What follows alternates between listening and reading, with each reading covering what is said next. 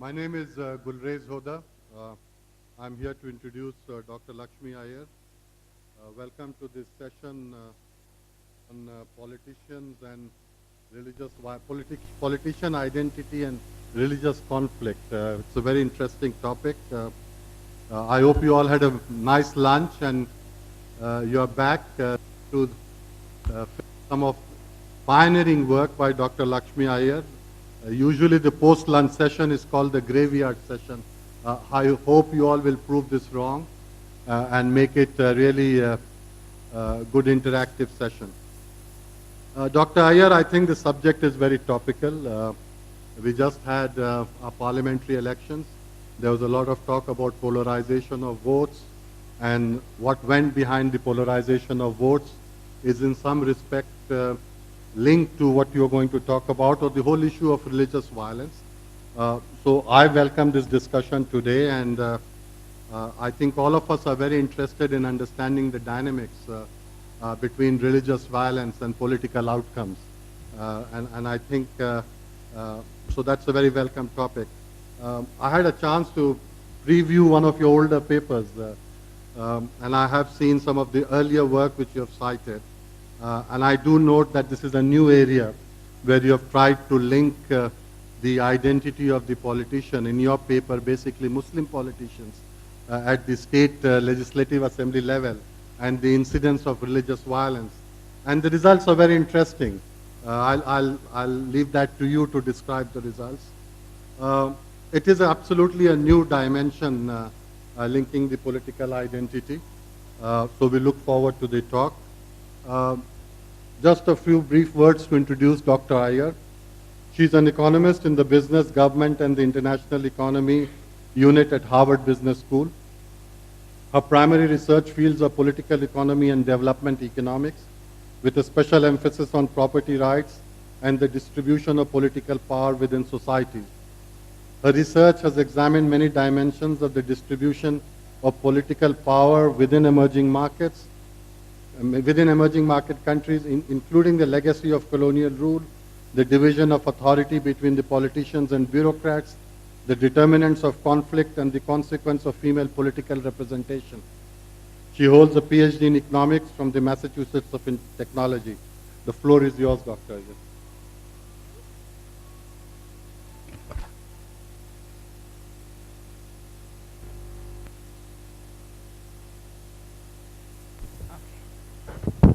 Thank you all for coming, and I hope we will. I hope the topic will keep us all awake and engaged. This is joint work with Sonia Balotra and Irma Klotz-Figueras, and as the papers in the previous session, this is still work in progress. So we have some results, but we are still working to understand all the dimensions behind them. And so, as in the previous papers, you will see a slide at the end with a to-do list on it, and I hope I will get more suggestions to add on to that list. So what do we do in this paper? We are investigating whether increasing minority political representation lowers religious conflict. Specifically in the Indian context, we are asking whether Muslim political representation lowers the incidence of Hindu-Muslim violence.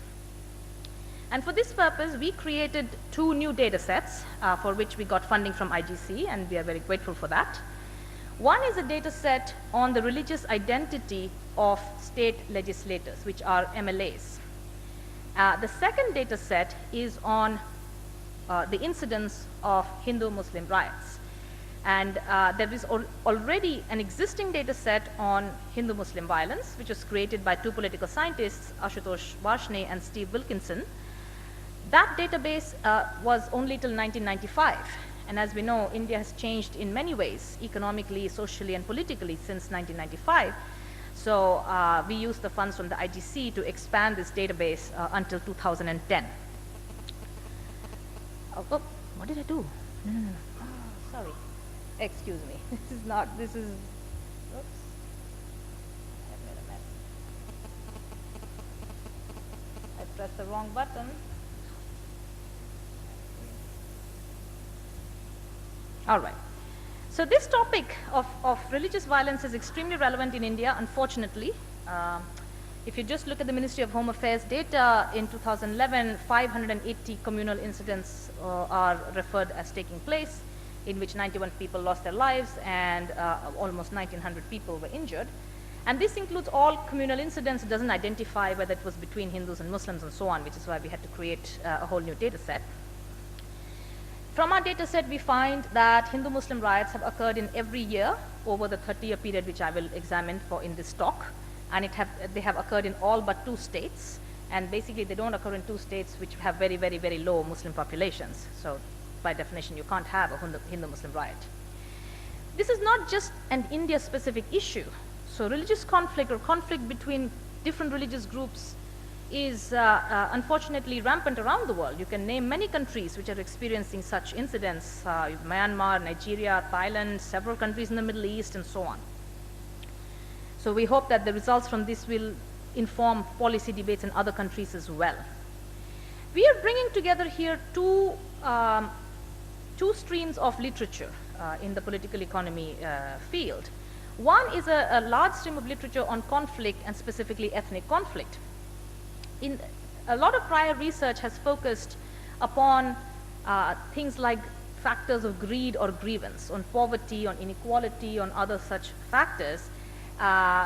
There's been a lot of cross-country studies and within-country studies which find sometimes conflicting results on the effects of, say, ethnic diversity. But most of this work has focused on religious or ethnic fractionalization, or the demographic representation of different groups in society, not on the political representation of different groups in political office.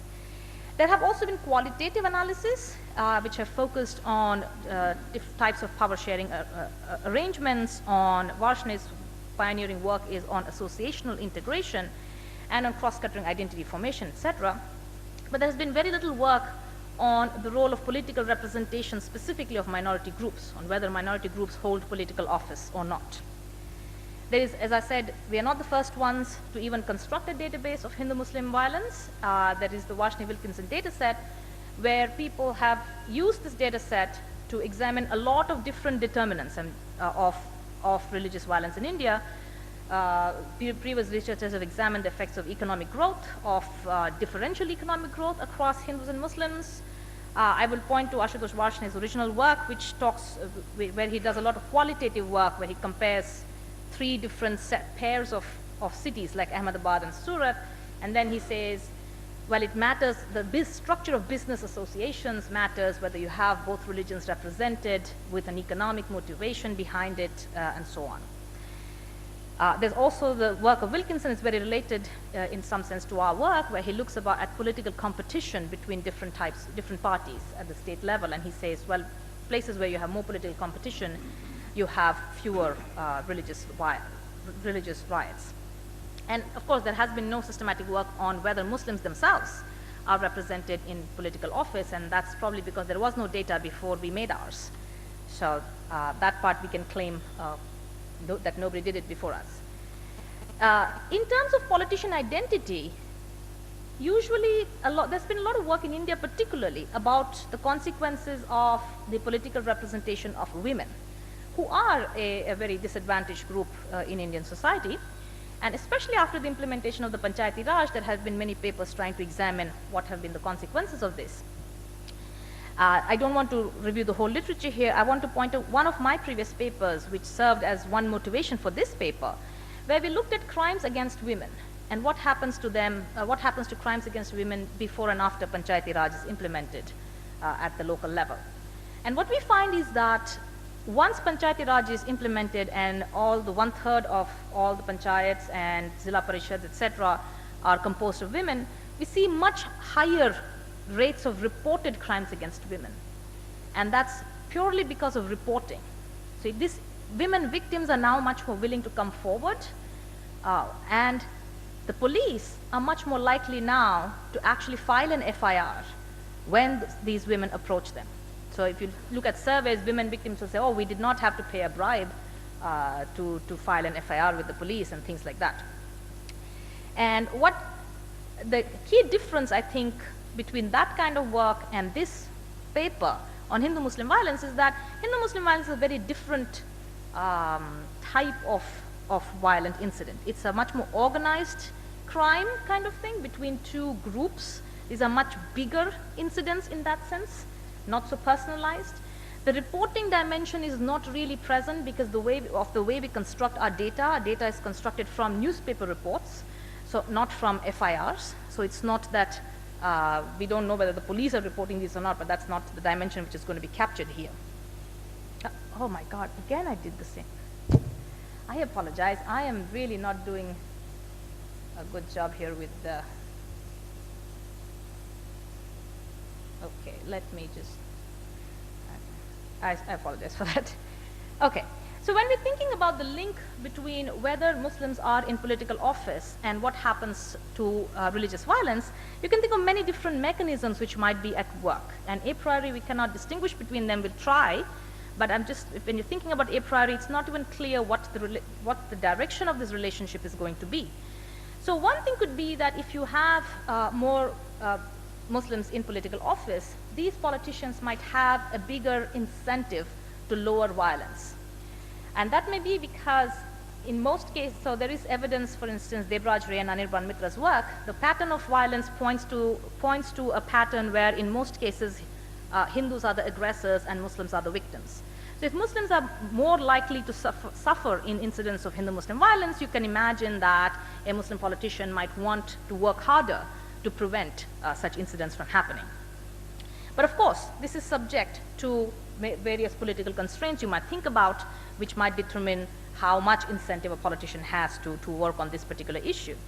The second thing can be is whether the politician, whether or not he or she has the incentive to prevent such incidents, has the effectiveness, has the means to do so.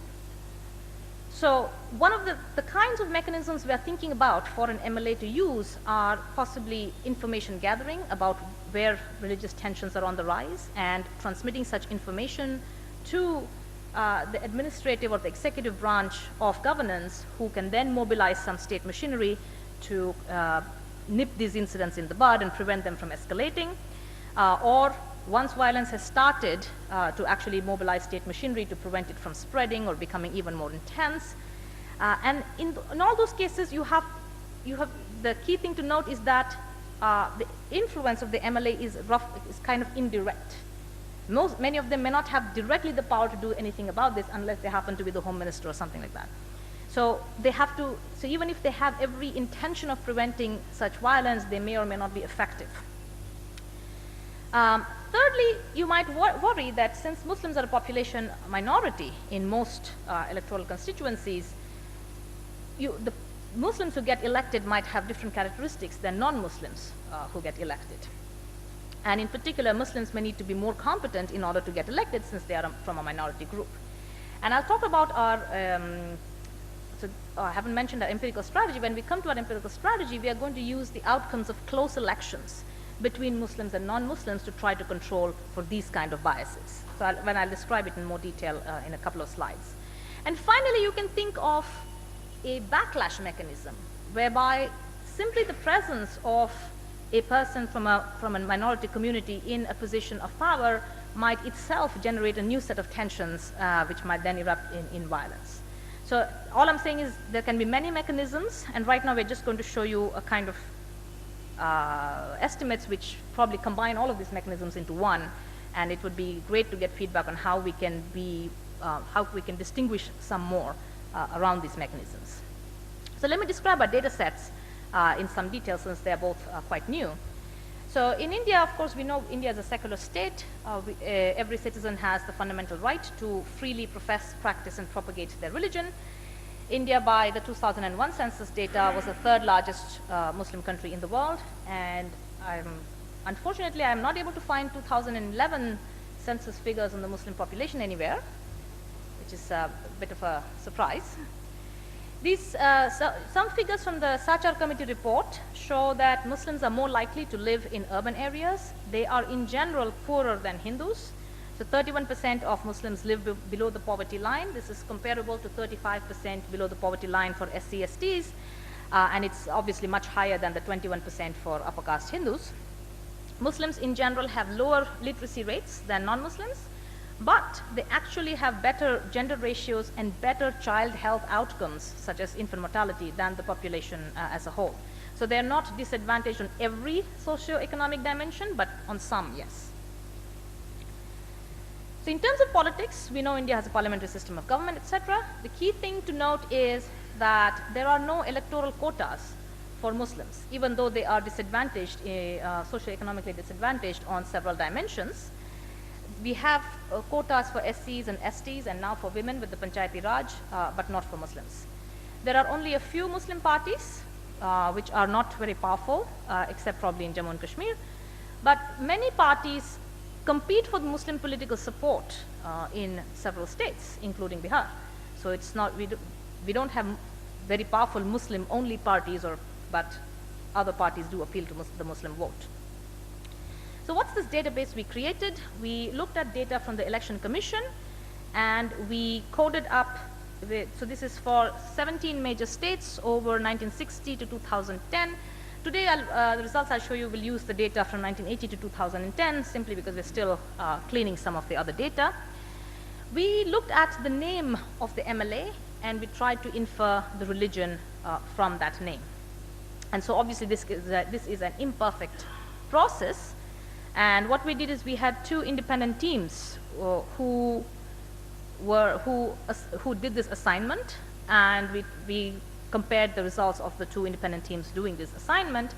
And luckily, only about less than 2% of the observations were disagreements between the coding of the two teams, which was a relief to me, at least. I was thinking it would be much more. And so for all the rest of these cases, I basically went through them one by one and made my best judgment about what religion the person was. At the end of which, there are still about 0.5% of the observations, which is very, very, very small, which I still could not assign. So these are what I call the R.K. Chaudhurys of the world. So R.K. Chaudhury is my least favorite name in India, and I apologize for anybody who is called R.K. Chaudhury. Or rather, I would request them to expand their initials. So if they're called Rahim Khan Chaudhury, I know who they are. If they're called Rakesh Kumar Chaudhury, I know, I can assign it. But if they're R.K. Chaudhury, I don't know what to do with them. So just as a tie-breaking rule, we have just assigned them a non-Muslim classification, but given that there are very few observations, it will basically make no difference to our results. So from this data, what we find is that on average, 7.6% of MLAs over this period were Muslim. And this is clearly much smaller than the population percentage of 13%. So there is some underrepresentation of this community in political office. You can see these are the trends in Muslim political representation over time. It has essentially remained constant between 7 to 8%, right? The mean was 7.6%, except for this dip in the early 1990s. And this might be probably worthy of independent investigation later, but these are just the trends for now. If you look across states, you find that Muslims are underrepresented in the state legislature in pretty much every single state. The one exception is, of course, Jammu and Kashmir, which is the only Muslim majority state in the country, where the proportion of Muslims in the Vidhan Sabha is pretty much equal to the population. But in every other state, including Bihar, you can see there is significant underrepresentation. So the black bars in this graph are the population percentage of Muslims. This is from the 2001 census. The orange bars are the Vidhan Sabha representation of Muslims averaged over this period.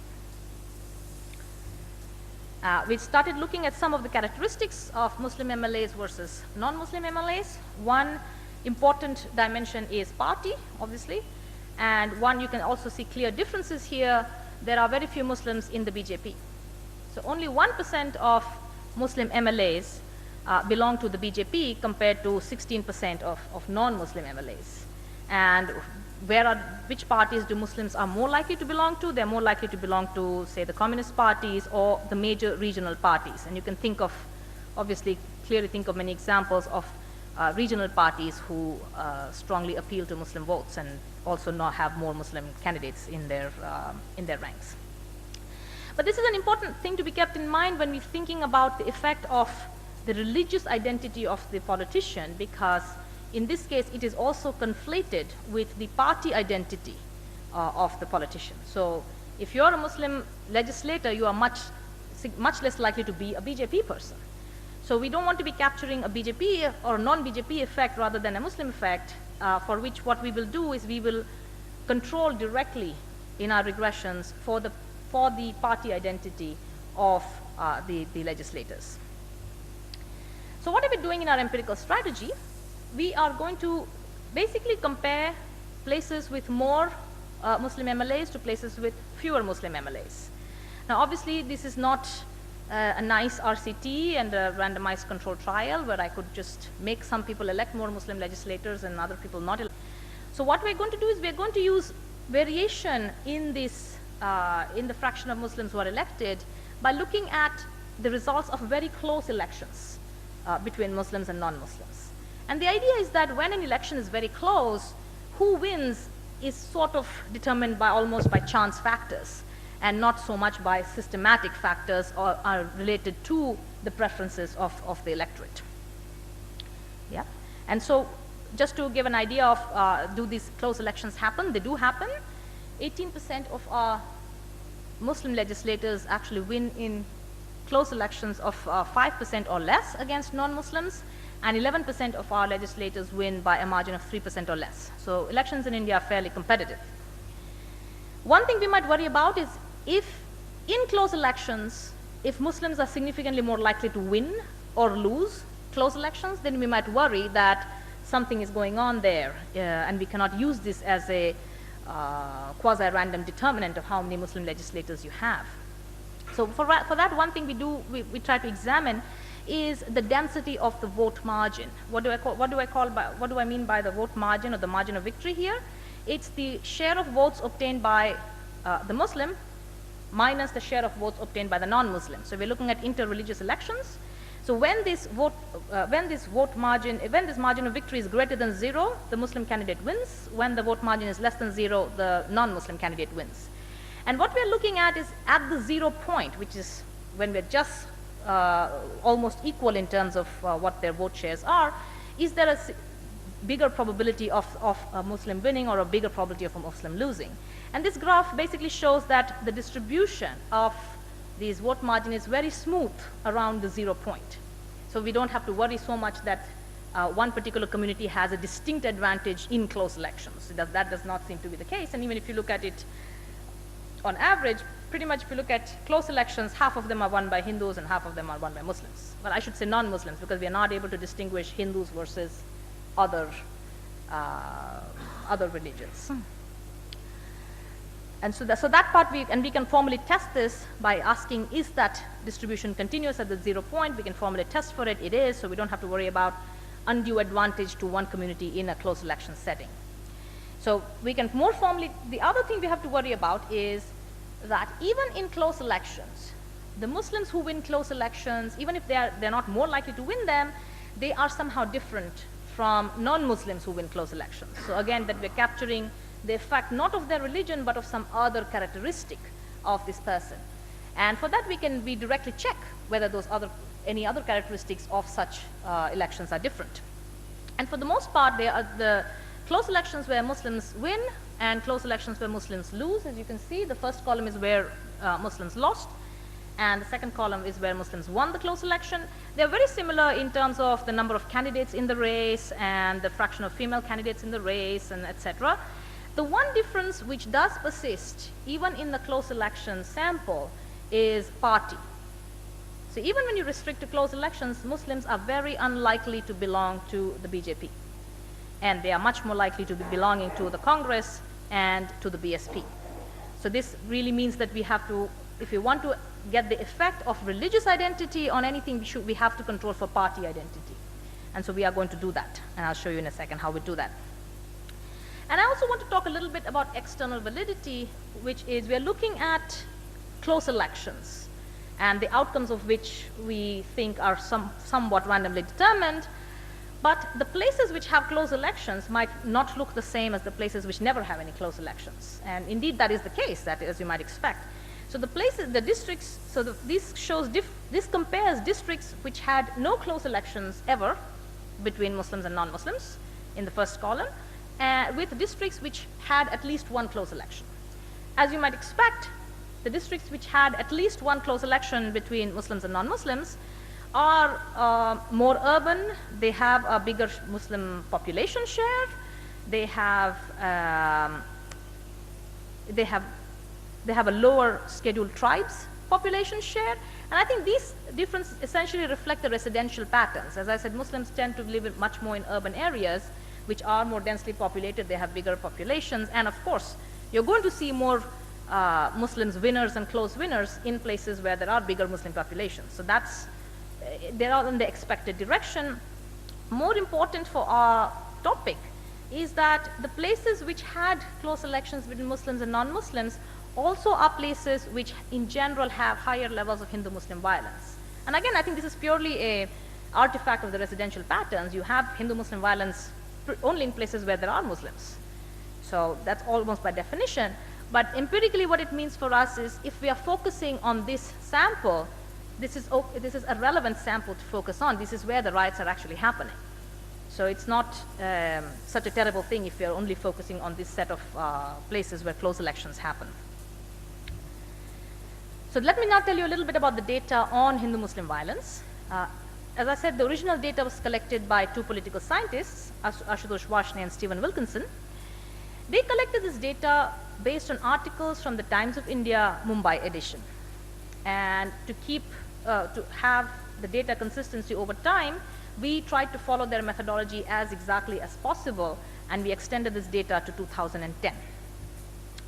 How do they define a Hindu-Muslim riot? And we obviously borrowed the exact same definition.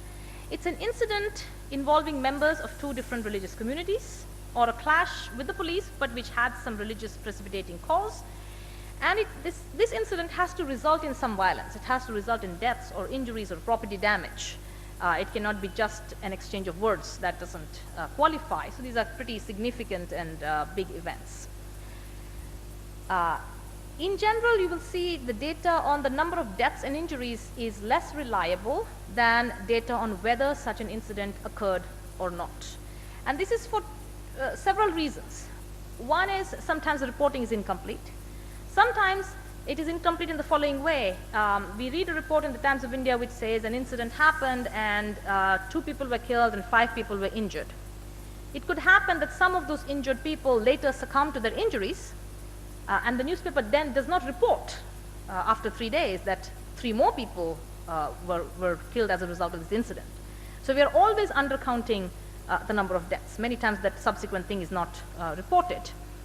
In really big events, there's another weird thing which happens. So for instance, if you look at the reports of the Gujarat 2002 riots, many people were missing.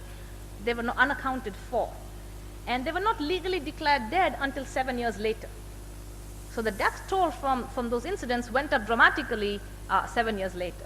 So for all these reasons, right now we are focusing only on analysis, data analysis using information on whether this riot occurred or the number of incidents that occurred rather than on number of people killed in those incidents. We really thank her for sitting in a library and reading every page of every issue of the Times of India, and she had to read the article and figure out whether it referred to an incident of Hindu-Muslim violence. Because 99% of the articles do not mention the word communal or riot or Muslim. So if you see the reports, the way they say, Asangaon was gripped by tension when a youth belonging to the minority community opened fire, injuring 2 persons at around 11 this morning. So the minority community is as close as the Times of India ever comes to using the word Muslim. And this was coded as an interreligious incident because it says that there were 3 youths who surfaced from behind the dargah, so there's clearly some religious dimension here, and so on. And similarly, in the next page, you'll see the next article says, police said 4 persons were injured and several shops were set ablaze in a clash triggered by an attack on a Hindu Munani activist, allegedly by some persons belonging to a religious community. So again, the Times of India never identifies which religion it is, but we have to use a lot of judgment in that sense. to infer this. So there is judgment calls involved in coding these incidents. That is just the nature of the data. But and as you can see, it leads to certain types of incompleteness in the data we collect. But as I said, this is the only data set we have on Hindu-Muslim violence, and it's at least systematically collected over a fairly long period of time. I'll show you some trends from this data. These are trends not from the Hindu-Muslim violence data, but these are just general trends in violent crimes in India. And the good news here is you can see that the number of murders in the blue line is steadily coming down every year since 1991. Similarly, for the number of overall riots, the red line is also coming down steadily since 1991. And this is all kinds of riots, right? I think more than 4 or 5 people in a group having some violence is called a riot. So, a group of students who get drunk and break a shop window is a riot in the official crime statistics. So all of these incidents are coming down very steadily over time. If you look at Hindu-Muslim violence in India, that is also down over time in the sense that if you look at the post-1995 period, the number of riots is lower than in the pre-1995 period. But it's not like a steady decline like the other types of crime, which is happening every year. In particular, you see this upsurge in 2002, which are, of course, related to the incidents in Gujarat. So there is good news, bad news. It has declined, but it's not a steady decline which is happening all the time. So we should not think that we have solved this problem in any way or shape. If you look across states, you see that this is just the number of Hindu-Muslim riots in different states. The dark lines are the number of riots in 1980 to 1995. The light ones are the number of riots in 1996 to 2010. So most states have fewer riots in the post-1995 period than the pre-1995 period, which is, you could say this is a good news of a sort. The second thing you can see is that the 3 states with the maximum number of Hindu-Muslim riots are Gujarat, Maharashtra, and Uttar Pradesh. This was true in the pre-95 period, and it remains true in the post-95 period. So in that sense, in some sense, the relative rankings are the 3 highest ones remain the highest. But they show different extents of reduction. In fact, Uttar Pradesh, Bihar, and Karnataka have shown the biggest reductions in the number of Hindu-Muslim riots between, say, pre-95 and post-95. So I think there is something to be commended here.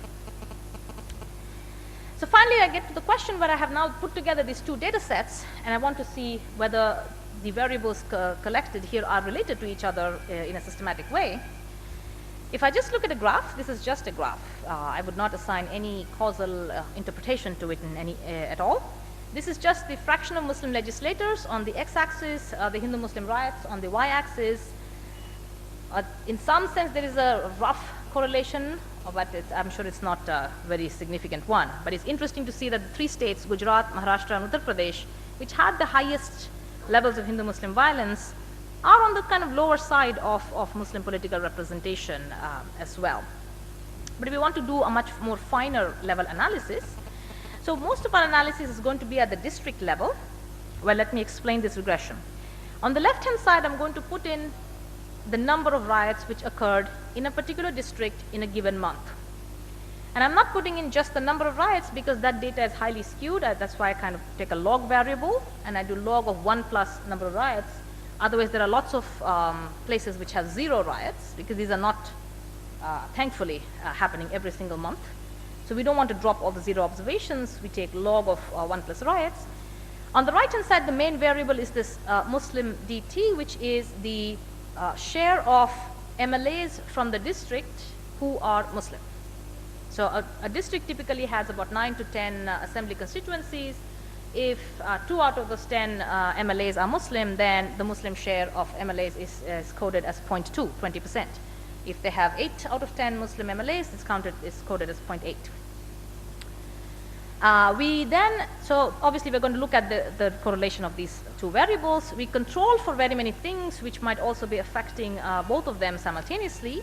We put in these AD, which are district fixed effects. So these are controlling for all time invariant characteristics of the district, like which state the district is in, whether it's on the coast, whether it has a hill, whether it has a temple, whether it has all kinds of time invariant characteristics.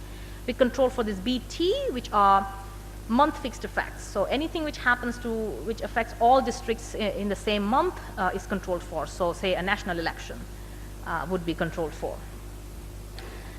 We also include dummy variables in our set of controls for whether it was the month of the state assembly election, whether it was the month before the election, month after the election, etc. And we also control for the party composition of legislators. So remember when I said that the religious identity is conflated with party identity, we also control for what percentage of the MLAs from the district are from the BJP, are from the Congress, and are from the BSP. And then we'll also rerun all these regressions with a much more coarser variable, which is just a dummy for whether the district had a riot or not. It's a 1-0 thing. It's 1 if there was a riot, and it's 0 if there's no riot. Now, obviously, even this doesn't tell us whether, it just gives us a correlation, a very sophisticated correlation, but it doesn't tell us a causal effect, whether increasing Muslim political representation has a causal effect on riots. And so, partly because you might think of things like the preferences of the electorate are going to affect both whom they elect, the religion of the politicians they elect, and whether violence occurs between the two communities in that place. And that's where we use our close elections sample, and I'll come to it after just one slide. The key thing to note here, if you just run this correlation, you see a negative relationship, just as we saw in the state level graph. You see a negative relationship between how many Muslim legislators you have and whether or not you have riots in your district. So you see the coefficients are all negative, but none of them are statistically significant. So it's not a very large effect. It's not, we cannot rule out that the true effect is actually 0. But obviously we cannot infer causality. What we do here, as I said, is use the proportion of Muslims winning in close elections against non-Muslims as an instrument. And I'll describe this instrumental variables strategy. What we will do there is we will also control for whether there was any close election in the district. So we control for how many close elections you had, because obviously that can reflect some underlying differences. So obviously if you have a close election between people of two different religions, it means that the Muslim community is more politically mobilized perhaps in that area, so they are able to put forward a viable candidate who comes close to winning, etc. So this is the kind of equation we run. We first use close elections. So this is the Muslim close DT, the fraction of Muslims who win in close elections, as a determinant of the overall Muslim MLA share. And so first we have to check whether this is a significant predictor of the overall Muslim MLA share, and it does happen to be. And then what we can do is we take the predicted values from this first stage regression. So this is the share of Muslim MLAs which is explained by the outcomes of close elections. And we stick that into the original equation instead of the overall Muslim share. So this is only the quasi-randomly assigned part of Muslim representation, so that we can assign it a causal interpretation. This is something which happened by chance, and does it have an effect or not? So we stick the predicted values into the second stage. So this is just a verification that our instrument works, that the fraction of Muslims winning in close elections is a significant determinant. So these stars indicate statistical significance. This is a relationship which would not happen by chance. It is very much bigger than a 0 relationship. That works. But now when we stick it back into the second stage and we rerun the regression, we actually find the same result qualitatively as we had with the simple correlation. Even after we adjust for this potential selection in places which elect Muslims and which don't, we don't find a large effect of Muslim legislators on Hindu-Muslim violence. So our coefficients are bigger than before. So earlier we got a minus 0.004, now we get a minus 0.022. Bigger in magnitude, still negative. So maybe they have some role in reducing Hindu-Muslim riots, but not at all statistically significant. So we cannot distinguish it statistically from a 0 effect. So on the one hand, this was actually disappointing for me. I was hoping to find that if we elect more Muslims, we can have a handle on this pretty bad phenomenon in India, and unfortunately that does not seem to be the case. We tried doing it in some restricted samples. We find sometimes a statistically significant effect, but on a very restricted sample of districts which had close elections multiple times and so on. So not a very generalizable result. That's why I'm not pushing it very much. For the most part, we don't find a big effect. And so one of the things which we might worry about is, so just to give a share of the magnitude, as I said, except in very specific samples, we don't find a big effect of Muslim legislators. This is actually very important for policy, because if you think of things like, which some people want, is a quota for Muslims, on the ground that they are also socioeconomically disadvantaged groups, just like scheduled castes and scheduled tribes. One thing to think about, one implication of our results is that even if there is a Muslim quota and Muslim representation is increased, it's not going to do much to prevent Hindu-Muslim violence. It may do good for very many other reasons, but let's not have hopes for it to do much on this dimension. So this is just a way to quantify it. The biggest effect we have got in our results so far is that one additional Muslim legislator leads to a decline of 0.8% in the probability of having a riot. One concern we had is maybe the district level data is too aggregated. So a district on average has 9 to 10 legislators, and so maybe the effect of one specific Muslim legislator is diluted in the way we measure it. So what we have done right now, we conducted a separate analysis at the town level. And this is, in a sense, quite relevant because most Muslims are disproportionately likely to live in urban areas. And Varshney's original work, in fact, showed that most of the Hindu-Muslim riots in this data set actually happen in towns. So we're looking at the relevant sample. Again, we're not throwing away much of the relevant sample. So what we did was we created a sample of towns. We looked at the 1981 census. We got a list of towns. We matched them to their constituency, which is much harder than you would think, which is much harder than I thought it would take. And so we could get the identity of their MLA. And so the good thing is most towns have only one constituency, except for the very big cities. I mean, Patna, I think, has several, but many towns have only one. So we can actually do what we call a regression discontinuity analysis. So we can exactly look at towns which have a Muslim MLA versus towns which have no Muslim MLA, rather than looking at towns which have 20% versus 30%, districts which have 30% versus 20% kind of thing. So we restrict to some of the larger towns, population greater than 50,000, and 90% of them have only one constituency. And we draw this graph. Let me explain this graph very quickly. On the x-axis, we again have what I call the victory margin of Muslims over Hindus. So this is towns which have interreligious elections. We look at the vote share of the Muslims minus the vote share of non-Muslims. If that difference is greater than 0, the Muslim has won. If that difference is less than 0, the Muslim has lost. And we want to see when a Muslim just wins. It's the same principle as the close elections. When a Muslim just wins the election, does it matter for subsequent riots in that town? And so we want to look at the 0 point where the vote shares are kind of equal, and look whether the right side of the 0 line is very much above or very much below the left side of the 0 line. And as you can see in this graph, the left side of the graph and the right side are very close together.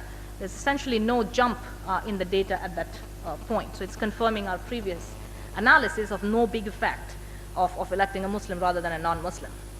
So similarly, if you look at the dummy for whether you have a riot or not, that was the number of riots, this is the riot dummy. Again, we don't see much. So finally, we have to, I think I'm over time. I will try to end in another 2 minutes. So now we're trying to figure out what is the explanation for this lack of impact of electing a Muslim MLA. One thing could be that party identity trumps personal religious identity. And the party in question, of course, as Gulzar mentioned, this is the very controversial, in some quarters, very controversial BJP party. There have been other studies which have tried to look at the relationship between the presence of the BJP in power and the incidence of Hindu-Muslim riots. And there are results going in all directions. So there are some studies which find that yes, presence of BJP results in a surge in riots. So this is the Arkan and Chakravarti paper and the Patania paper. On the other hand, you have a much more detailed constituency level analysis of Gujarat by Dhatiwala and Biggs, which shows exactly the opposite, that places which have the BJP in power actually have much lower incidence of violence. So I don't know what to make of the previous literature. What we did is we reran our regressions at the district level. Instead of using the fraction of Muslim MLAs, we just put the fraction of BJP MLAs. as the main variable, instrumented it for it again with the fraction of BJP MLAs winning in close elections. And what we find again is actually no big effect. So in one sense, we're confirming all previous studies by finding no big effect. But that is just the fact that if you look at the very local level variation in BJP presence, it makes no difference to whether riots occur or not. So this is my further research slide. There is some things on my to-do list. I think the most important one is to think about factors which make an MLA more or less effective in mobilizing state machinery or the executive actions of the state. Because by definition, the MLA is a legislative position, and they have to mobilize the executive. So some of the things we want to investigate in future work is to check whether ruling party matters. Maybe if you're in the opposition, you are really ineffective, and only when you're in the ruling party you can do something. Whether maybe you have to be a minister in the state cabinet to be able to do something, and that's when you have influence. So we are going to try to collect such information. The other question, which it's actually I would love feedback on, whether the identity of other parts of the governance structure matters. So whether Muslim presence in the police matters, whether Muslim presence among the bureaucracy matters, I'm not sure. And then we'll check whether there are heterogeneous effects across different types of places. But thank you all for listening patiently, and I'm very happy to have your comments. Thank you very much, Dr. Iyer. We don't have a discussant listed, so if it's okay, I'll just make a few comments from my side, and then we'll open it up for questioning. Firstly, Dr. Iyer, this is an extremely welcome study. I think you pushed the envelope in trying to find the causality, or at least the relationship between representation in a representative democracy, which I think ought to be there. And it's not only for Muslims, but for other groups as well. And you talked about gender and caste. And I think we need to understand why the representative nature of a democracy does not flow down to some of these marginal sections of society. So I think it's an absolutely welcome study. Really appreciate it. I think the data set and the way you have deepened the data set is also an extremely welcome effort, both in terms of cataloging and tabulating the Muslim representations at the state level, and also the painstaking work for tabulating and enumerating all the incidents of religious violence. So it's an extremely welcome step for the extension of the data set. Obviously, the study, the conclusions are not definitive. You yourself said the findings are not significant, but it does throw up certain policy implications. I mean, regardless of whether the R square is significant or not, the fact of the matter is that representation is not there. So what are the policy implications of correcting that? What does it mean? Is it the first past the post system which is leading to that? It is the absence of candidates which is leading to that? Is it majoritarian polarization which is leading to that? So in terms of your to-do list for future research, these are some of the open questions in my mind, which I thought I would put on the table. I think mandated elections or reservations in elections, I don't think anybody in this room would be brave enough even to suggest that. It's not going to happen. And even if you talk about it, you'll be charged with appeasement and there'll be counter-polarization. So let's drop that. Just two more comments, Dr. Iyer, one on terminology and one on different disciplinary approaches to you. You're talking about religious violence, which struck me when I was listening to you. On terminology, what I'm going to say is not new. A lot of people have said that. Most recently, I've read some of Ananya Bajpayee's writings where she talks very strongly about this. This whole notion of communal riots. You know, it's a beautifully British administrative legacy to Indian administration. I mean, most communities, you know, you get good, you feel well, you know. Community connotes bonhomie, friendship, you know, warm feelings. But we talk about religious violence in terms of communal violence, number one. And more disturbing is the second part of what we call riots. Now, riots mean something which is spontaneous, not my original thinking. Other people have said this. And the moment you think of riots as spontaneous, and I'm going to talk about certain works which show that they're not spontaneous. And if they are spontaneous, one of the strongest negative impact of that mindset is that you move away from culpability. So if you say that they are spontaneous, you don't say that X is guilty or Y is guilty. And that is the reason why till very recently, convictions in communal rights situations or religious violence situations in India have been abysmally low. I mean, if at all. It was only for the first time in 2002, thanks to the intervention of the Supreme Court, that in certain well-known cases there have been convictions. So I think you as researchers, I read your old paper. I think you started off very well by contextualizing it in terms of civil strife and making religious violence a subset of civil strife. And you talk about religious violence, but that by the time you get to religious violence, to the regression equation, the word riots start appearing again. My plea to you is that in future research, try and at least footnote the fact that we are talking about religious violence. Sorry, this is a great point, which I actually have not realized, right? You're not aware of your own writing many times, and this is great. It's easily corrected too. So, and the last comment I have is related to, I was just wondering, so you are a political economist, Varshini is a political scientist. I see the literature which you have quoted, and there is no mention of two works which I find very interesting. One is the work by Paul Brass.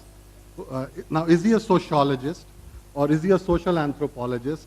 And the other very important work of 2012 by Berenshaw, the Dutch, is he what, a social anthropologist? Now, both these people talk about the fact that communal violence is engineered, there is an infrastructure for creating it, there are well-identified actors who are linked to different political parties, and no political party has a monopoly on this, and they look out for incidents, and then they convert those incidents by manufacturing riots. The question in my mind, Dr. Iyer, is A, as a political economist or as a political scientist, Varshini, why don't you all talk about this other flip side, which is the social anthropology approach to analyzing religious violence? And is there hope that we see a convergence so that we have some agreement on how religious violence is created? Let me stop at that and open it up for questions. The protocol, I don't know, Dr. Iyer, if you'd like to react now or we'll take some more questions. I think the protocol would be that please identify yourself if you have to ask questions. The floor is open now. I would just like to thank you, Gulrez, for your comments. They're all extremely valid, and we will try to incorporate all of these. You should come out with a Patna declaration that henceforth research on religious violence, we shall not call it communal riots.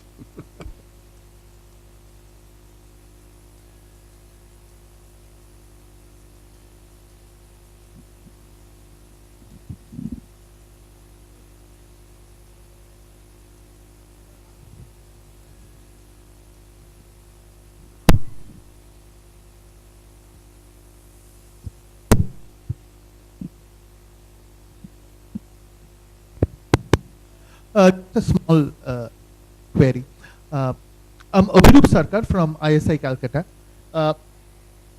Would it matter if a Muslim legislator defeats another Muslim, probably he gets the next highest vote, or he defeats a Hindu, candidate, the next highest, person is a Hindu. Would it matter to your analysis if you had made a distinction between them? The reason I'm asking this is that, there are certain constituencies which are sort of, everyone sort of knows that these are Muslim constituencies. So each political party would place a Muslim candidate there.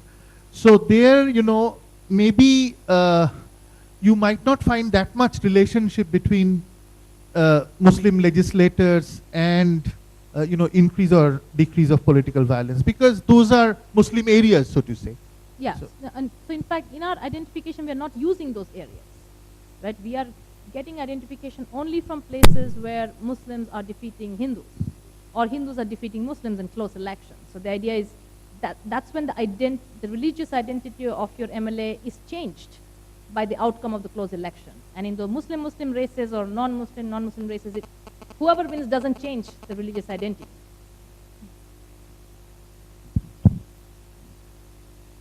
I congratulate you for this very rigorous analysis. Just a, Sir. I am Alak Sharma from the Institute for Human Development Delhi. Just I wanted to know whether this data was collected from only one newspaper, Times of India. If it is so, I think it will be grossly underestimated, because in a district or in any place, a lot of vernacular newspapers come, and unless until you document all the cases, it will be very difficult to estimate the incidence of criminal. The other two crucial things, I think, which may influence your result, is percentage of population of Muslims. You see, if in a constituency Muslim is 5%, and the Muslim candidates defeats a Hindu candidate, it is very different. But if a Muslim is 45% and Hindus are 55%, like in Bihar, if there are two dominant Hindu castes, they will welcome that some other person, Muslim, wins. In Bihar, earlier there were caste divergence. If some Tamilian became chief secretary or some Bengali became chief secretary, no upper caste or no backwards mattered. So I think this is very important. The other is the timing of the right, timing of the communal right. Whether it was close to elections, like Muzaffarnagar, the motive may be different.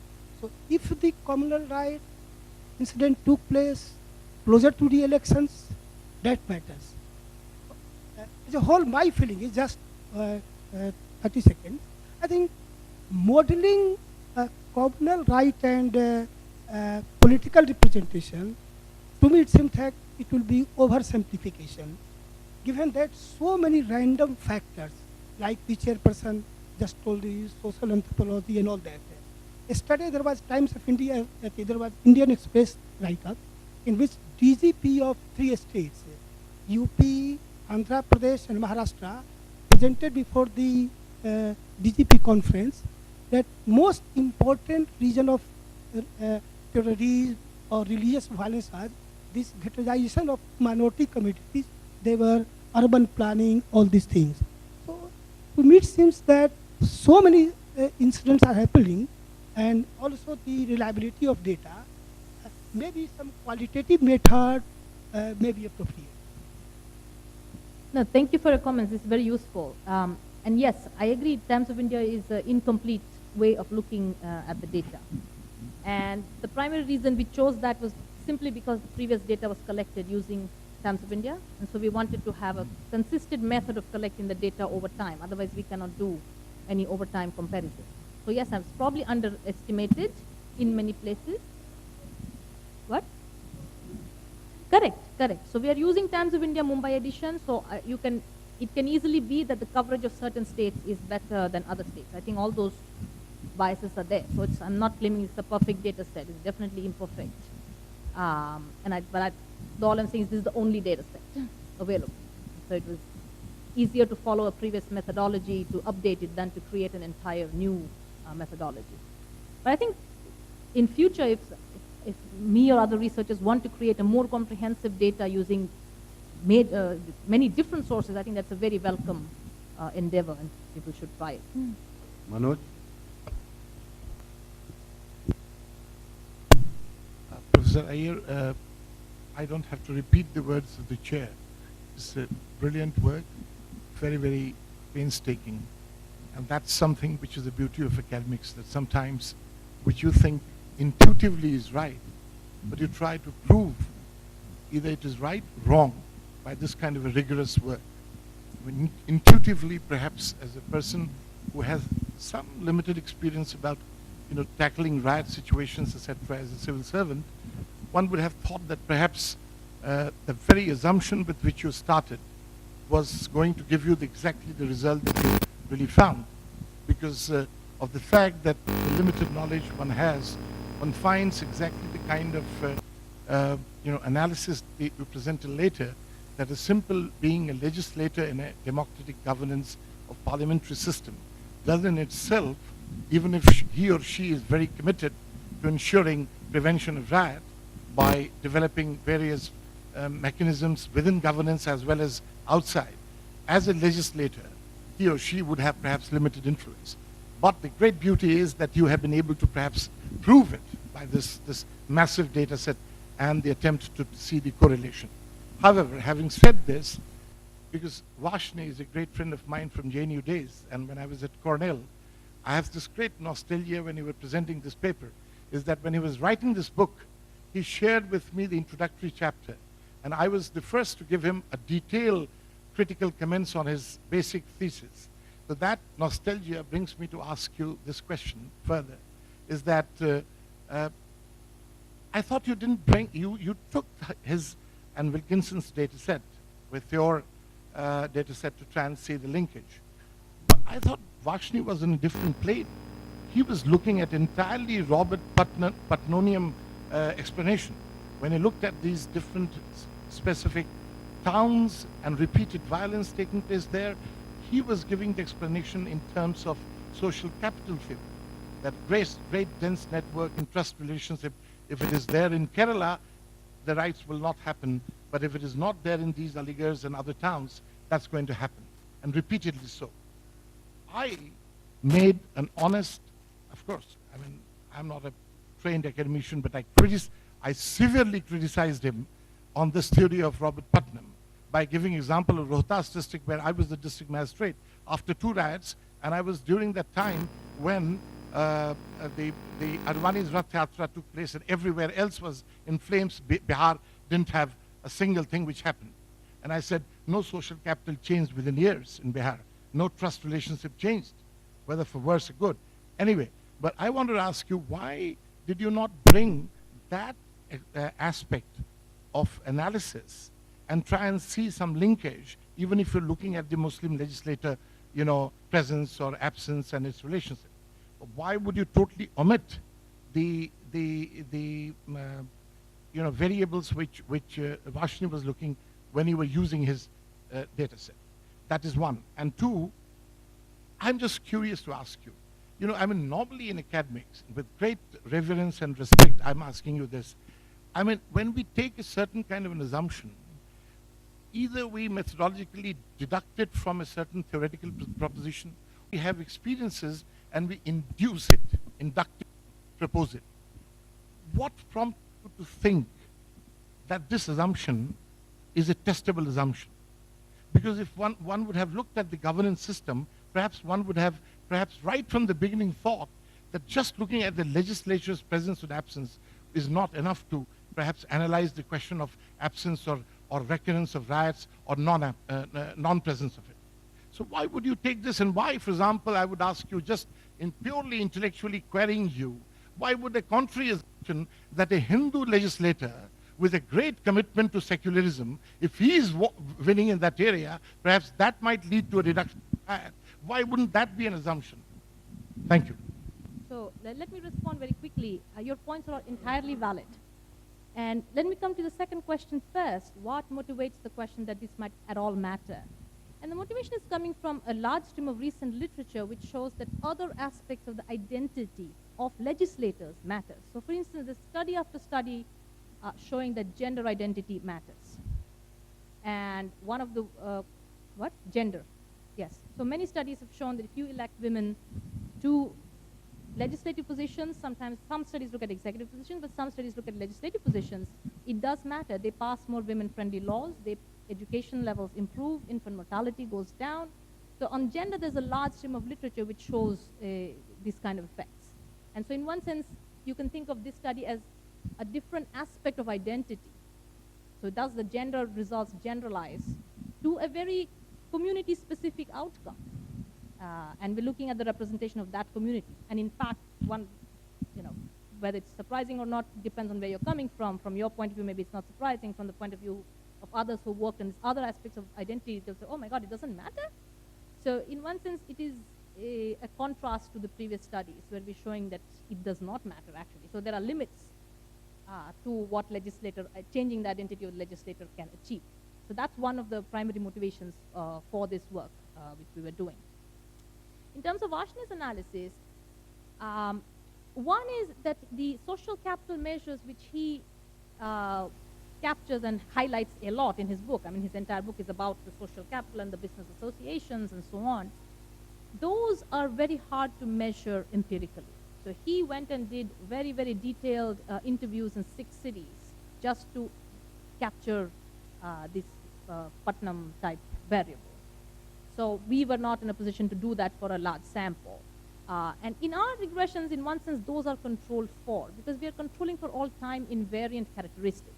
So if you think of this as a very fixed characteristic of a place, you're either all very happy with each other and work well with each other, or you don't. And it doesn't change over time, then those kind of factors are actually controlled for. We are actually looking only at time varying factors. So in that sense, we are in your camp. We're looking at why do riots happen at some periods and not others in the same place. But thank you, this is all very relevant. Thank you very much, Dr. Iyer, for an extremely thought-provoking presentation. This is not only a very difficult subject, but I think an urgent subject, not only for research, but for administration. And we really appreciate you making this presentation. Thank you very much.